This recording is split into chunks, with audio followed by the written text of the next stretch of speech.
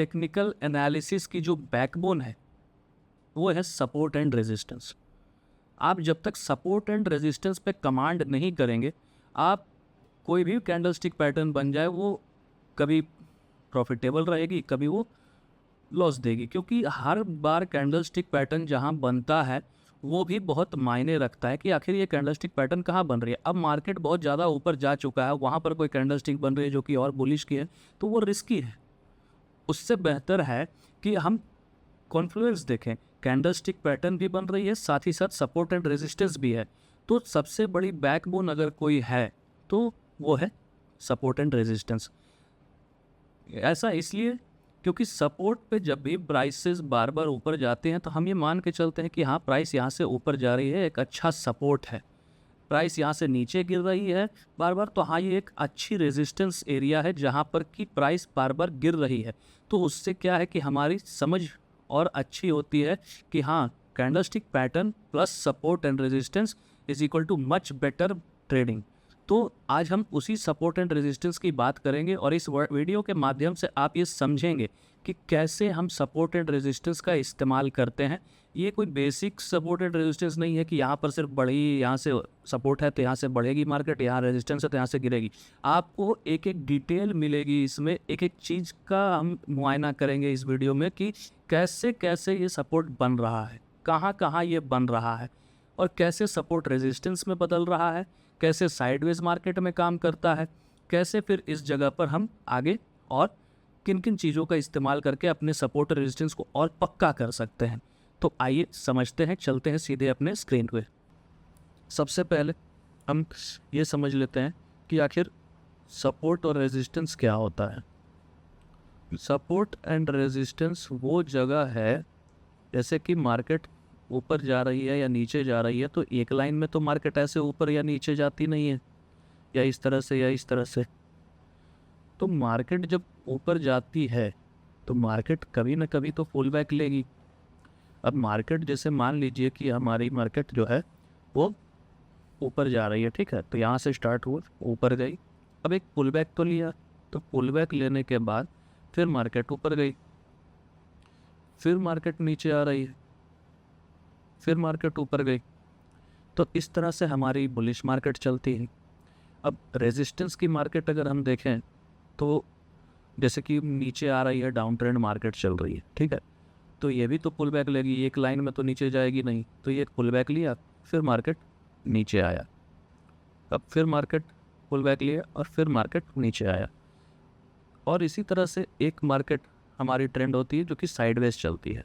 तो जैसे मान लीजिए कि मार्केट यहाँ से नीचे आया, फिर यहाँ पर हल्का ऊपर जा कर के फिर नीचे आ कर के फिर ऊपर गया और फिर यहाँ पर अपना नीचे ऊपर एक ही लाइन में कर रहा है। तो ये हमारा जोन हो गया सपोर्ट, ये हमारा रेजिस्टेंस, और यहाँ पर जो एरिया ऑफ इंटरेस्ट है ये हमारी बुलिश मार्केट में सपोर्ट है, और यहाँ पर जो हमारी एरिया ऑफ इंटरेस्ट है वो हमारी डाउन ट्रेंड मार्केट में रेजिस्टेंस है।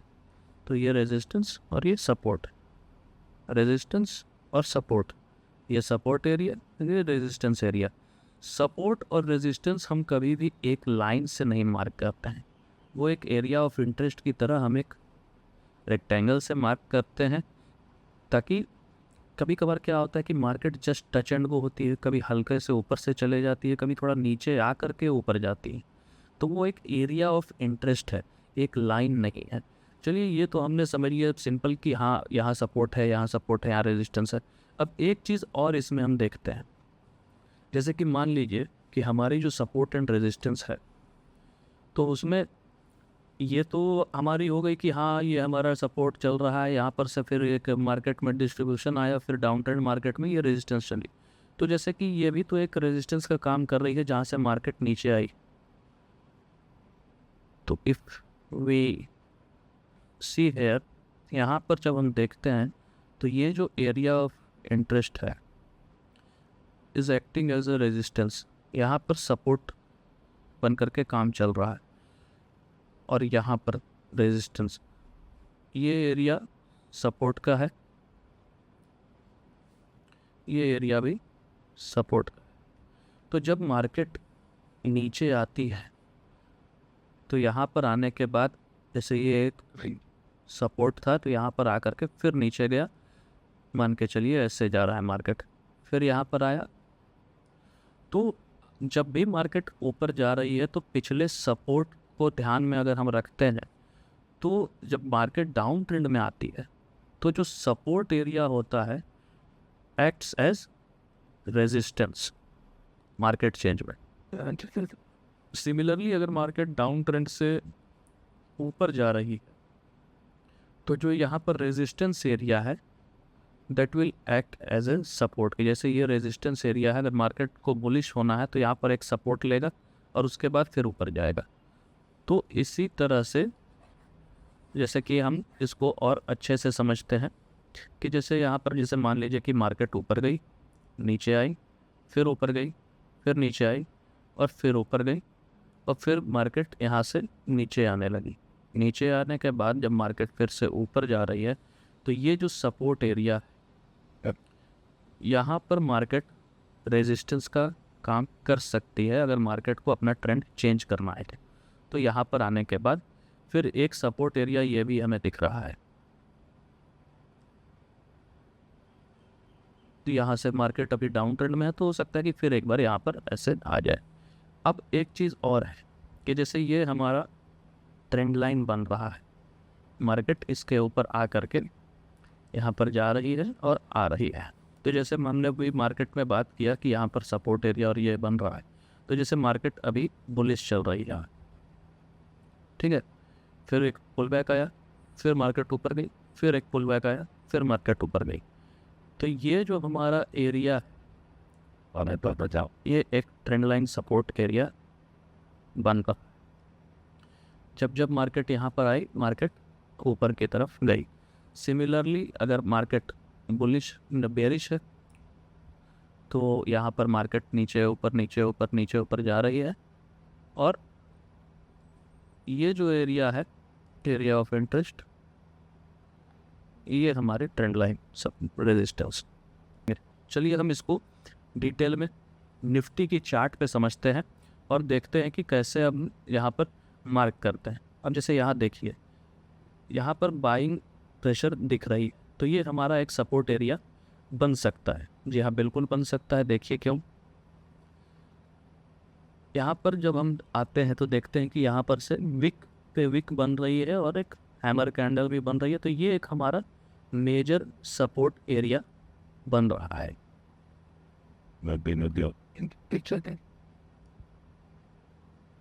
अब जैसे कि हमने बात की कि मार्केट साइडवेज भी चलती है, तो ये एरिया देखिए जहाँ पर हमारी रेजिस्टेंस बार बार टच होकर के जा रही है, ये एक रेजिस्टेंस एरिया है। ये हमारी मार्केट यहाँ पर साइडवेज चलती हुई, जब मार्केट यहाँ से नीचे, फिर ऊपर, फिर नीचे, फिर ऊपर, फिर नीचे, फिर ऊपर, फिर नीचे, फिर ऊपर, ये हमारी मार्केट अभी साइडवेज में थी। इससे पहले मार्केट क्या था, बुलिश चल रहा था।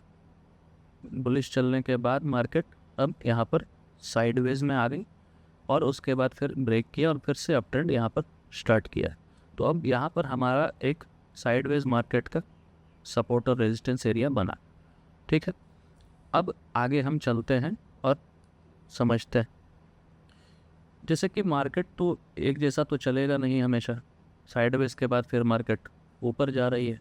तो अब हम इस चीज़ को कैसे, जैसे कि यहाँ पर सपोर्ट बन रहा है, ठीक है, तो सपोर्ट से ऊपर गया, एक हल्का छोटा सा पुल बैक लिया, फिर ऊपर गया। तो यहाँ से अगर हम देखें तो मार्केट अब ट्रेंडिंग मार्केट है, राइट। अब मार्केट यहाँ पर अप ट्रेंडिंग, तो हमें यहाँ पर सपोर्ट एरिया ढूंढना है। तो जैसे कि हम देख रहे हैं कि यहाँ पर एक छोटा सा पुल बैक आया, तो ये हमारे लिए एक सपोर्ट का काम कर सकता है। तो इसको हम मार्क करके रखेंगे, हो सकता है यहाँ पर एक अच्छी खासी सपोर्ट बने। तो यहाँ पर मार्केट सपोर्ट बनी और जैसे देखिए कि अगली बार आया, यहाँ से मार्केट अप गई। अगली बार यहाँ पर कोई बुलिश कैंडल नहीं थी, मार्केट ने ब्रेक कर दिया।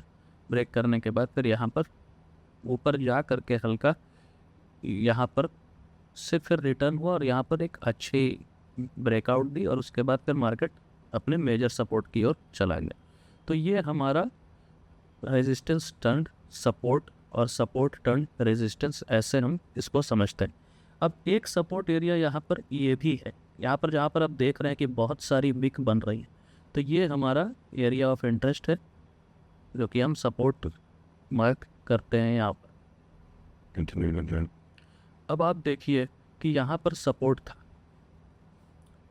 राइट, यहाँ पर बहुत सारे सपोर्ट एरियाज थे, वही चीज़ यहाँ पर रेजिस्टेंस बन गए, यहाँ पर रेजिस्टेंस बन गया। तो यहाँ पर रेजिस्टेंस अभी तक नहीं बना क्योंकि इसने इसको ब्रेक किया और सपोर्ट बनाया और फिर मार्केट यहाँ से ऊपर गई। तो resistance turned into support and support turned into resistance. ठीक, ये तो हमारे सपोर्ट एरियाज हमने मार्क कर लिए। अब कुछ रेजिस्टेंस एरियाज भी बनेंगे, जैसे कि यहाँ पर ऊपर गया तो मार्केट में रेजिस्टेंस एरिया बनेंगे। तो ये एक छोटा सा एरिया ऑफ इंटरेस्ट है हमारा, जहाँ का मार्किंग करके रखते हैं। तो यहाँ पर जैसे कि ये पुल बैक था तो मार्केट ने यहाँ पर ब्रेक किया, तो इस पुल बैक को हमारा मेजर रेजिस्टेंस मानेंगे, जिसको कि हम ट्राई करेंगे कि यहाँ पर जैसे हमारा मार्केट आया, ठीक है, यहाँ पर हमने रिटेस्ट लिया, यहाँ पर हमारी मार्केट आई, प्राइसेस यहाँ पर क्लोज हुए, बट उसके बाद क्या है कि मार्केट फेल हो गया यहाँ पर और यहाँ से फिर नीचे गिरना शुरू हो गया। तो ये एक रेजिस्टेंस था बट ये एक सपोर्ट एरिया था। तो हम इस बीच में कहीं कोई ट्रेड नहीं प्लान करते हैं, हम सीधा यहाँ पर ट्रेड प्लान करेंगे। ये हमें इस तरह से इसमें समझना है। और एक चीज़ ये भी है कि जैसे मान लीजिए कि जैसे मार्केट में हमने सपोर्ट एरिया बनाया, तो एक तो ये हमारी पॉइंट हो गई, उसके बाद हमने जो ट्रेंड लाइन वाली बात की थी, ये हमारी ट्रेंड लाइन सपोर्ट एरिया बन गई। और एक रेजिस्टेंस हमारा यहाँ पर भी है, यहाँ से मार्केट गिरी, यहाँ से मार्केट गिरी, यहाँ से भी मार्केट गिरी, तो यहाँ से भी अच्छा खासा मार्केट में छल गिरावट है। और एक छोटा सा रेजिस्टेंस एरिया यहाँ पर है, जहाँ की उतना भारी नहीं है कि मतलब बहुत ही हार्ड रेजिस्टेंस है कि बहुत ज़्यादा उसमें इफेक्ट पड़ेगा, बट ये रेजिस्टेंस ये भी है। अब हम जहाँ पर देख रहे हैं कि यहाँ पर हमारी ट्रेंड लाइन का ब्रेकआउट हुआ है, तब ब्रेकडाउन हुआ, उसके बाद देखिए तो यहाँ पर एक अच्छी कैंडल बनी और यहाँ पर अपना ट्रेड हम प्लान कर सकते थे। यहाँ से हमारा जो ये लोएस्ट लो है ऑफ द ट्रेंड लाइन, जहाँ से हमने ट्रेंड लाइन मार्क की है, वहाँ तक की टारगेट रख के हम ट्रेड को प्लान कर सकते हैं। तो इस तरह से हमें trend line support, normal support और रेजिस्टेंस एरिया, अब जैसे कि मान लीजिए कि हमने ट्रेंड लाइन में सपोर्ट तो देख लिया, अब ट्रेंड लाइन में रेजिस्टेंस भी देख लेते हैं। तो ये देखिए यहाँ से ऐसे हम मार्क करते हैं, तो यहाँ पर हुआ क्या कि यहाँ पर जब मार्केट थी तो जब दोबारा यहाँ पर इस जगह पर मार्केट आई तो नीचे गई। तीसरी बार में क्या हुआ कि मार्केट नीचे तो गई बट एक पहले ब्रेकआउट दिया, उसके बाद फिर यहाँ पर ब्रेकआउट फेल हुआ, उसके बाद फिर यहाँ पर कंफर्मेशन हुई और सीधा एक ही दिन में मार्केट अपने मेजर सपोर्ट एरिया को, जहाँ से ये मार्केट में अप ट्रेंड स्टार्ट हुआ था, तो जहाँ से मार्केट में अप ट्रेंड स्टार्ट हुआ था उसके बाद अगर हम देखें तो फिर से मार्केट में एक अप ट्रेंड आई। तो ये हमारी मेजर सपोर्ट एरिया, अपना रेजिस्टेंस एरिया सब यहाँ पर हमने समझा। अब एक चीज़ और रह गई कि हमें समझना है कि ये तो ठीक है, हमने अपना सपोर्ट एरिया रेजिस्टेंस एरिया बनाते कैसे हैं, कहाँ कहाँ बनाना है, वो हम देख लिए, समझ लिए। और उसके बाद अब एक चीज़ ये रह गई यहाँ पर कि जैसे कि मान लीजिए कि जहाँ से मार्केट गिरी, ठीक है, यहाँ से मार्केट गिरी, ठीक है, तो यहाँ पर हम इसको एक ट्रेंड लाइन बनाते हैं। यहाँ से मार्केट गिरी, दोबारा मार्केट यहाँ से गिरी, तो ये एक मेजर ट्रेंड लाइन। जैसे मार्केट दोबारा यहाँ पर आई, ठीक है, तो तीसरी बार में क्या हुआ कि मार्केट यहाँ पर आई, यहाँ पर हम डायरेक्ट सेलिंग कर सकते थे और अपना टारगेट लगभग यहाँ पे रख सकते थे। तो ये हमारी trend line support, trend line resistance area हो गई। और उसके बाद अगर हम जाएं और देखें तो अब हम चलते हैं कि ये तो हमारी price action based support resistance कैसे बनाते हैं, ट्रेंड लाइन पे कैसे हुआ, नॉर्मल सपोर्ट एंड रेजिस्टेंस कैसे हम मार्क करते हैं कि जहाँ से मार्केट ज़्यादा बार बढ़ी है वहाँ पर हमारा सपोर्ट हो गया, जहाँ से मार्केट ज़्यादा बार गिरी है वहाँ पर हमारी रेजिस्टेंस बन गई। ये तो हमने बेसिक प्राइस एक्शन सीख ली। अब हम चलते हैं EMA 21 और EMA 50 की ओर। आप SMA भी ले सकते हैं, लगभग दोनों सेम ही है। तो अगर आप यहाँ पर देखें तो हर जगह पर जहाँ जहाँ मार्केट ने ऊपर क्लोजिंग दी है, जहाँ जहाँ मार्केट ने ऊपर क्लोजिंग दी है वहाँ से मार्केट अप गई। 21 और 50 के ऊपर से मार्केट अप गई। अब यहाँ पर देखिए कि 50 was acting as a major support. यहाँ पर मार्केट आई तो कुछ दिनों के लिए रिस्पेक्ट की, बट उसके बाद सीधा गैप डाउन यहाँ पर हुआ।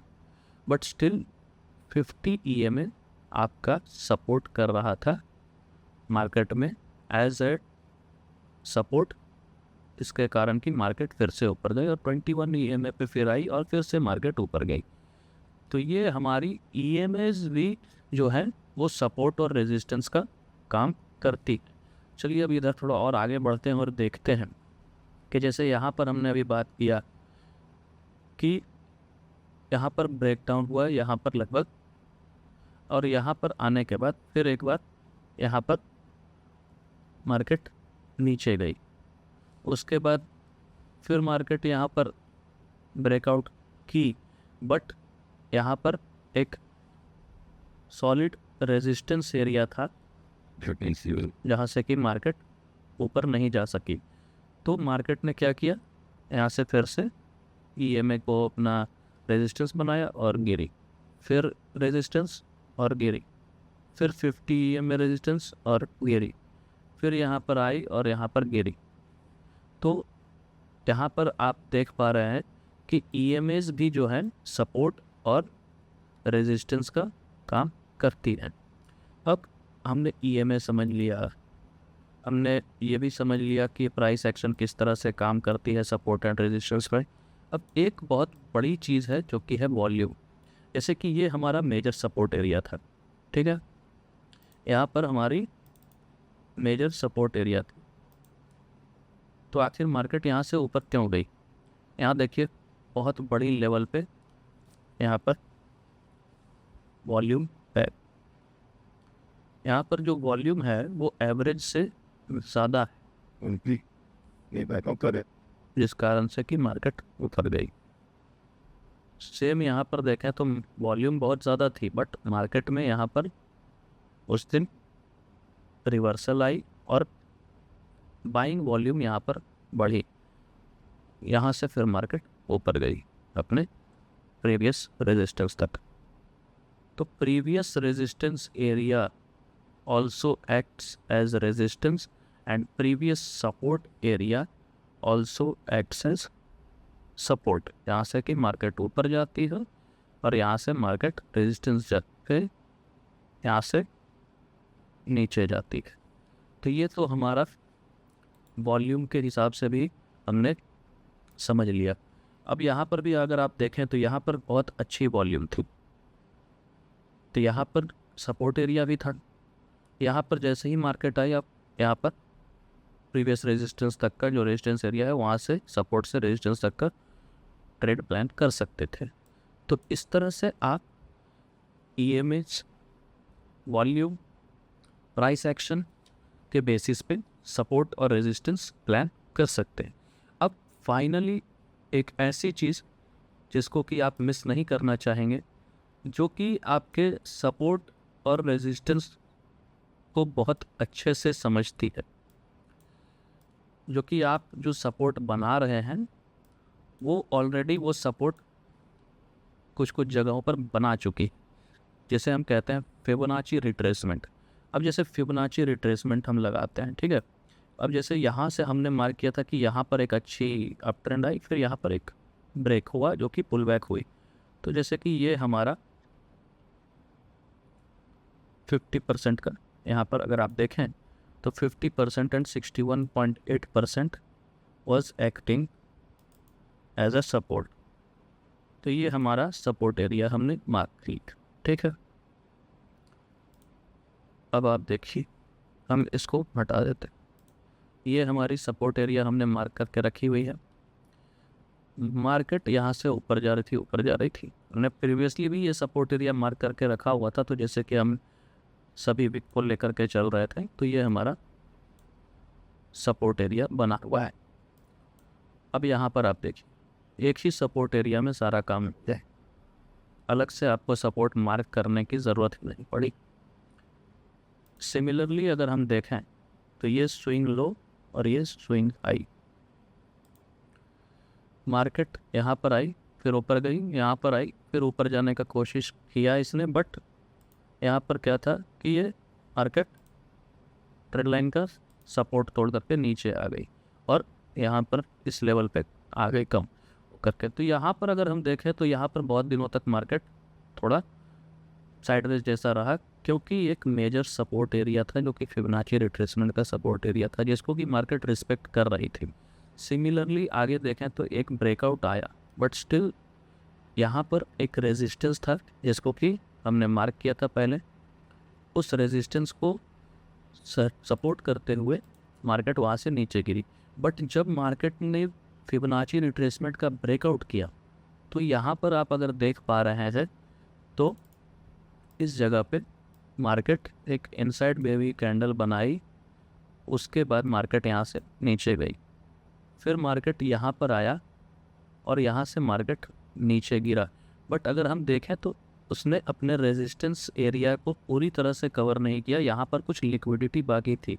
फिर मार्केट उसके बाद एक लाइन विक बनाई जहाँ पर मार्केट ने, जहाँ पर कि हाँ यहाँ पर सेलिंग आ सकती है, तो एक अच्छा खासा सेलिंग फिर आया। तो इस तरह से हम फिबोनाची रिट्रेसमेंट में भी सारा support and resistance Fibonacci retracement से भी बना सकते हैं।